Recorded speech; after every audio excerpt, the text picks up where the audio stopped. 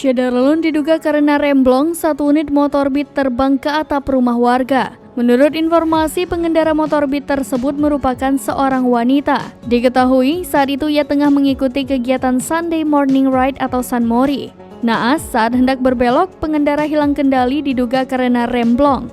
Tak pelak motor Beat tersebut bersama pengendaranya terbang bebas ke atas atap rumah warga yang kebetulan posisinya lebih rendah daripada sisi jalan. Kejadian tersebut terjadi di Jalan Tikungan Jalan Dusun Puntingan, Grabak, Magelang, Jawa Tengah. Sontak video yang diunggah di akun Instagram @lagi.viral berjudul "Motor Beat Terbang" langsung viral dan menghebohkan publik.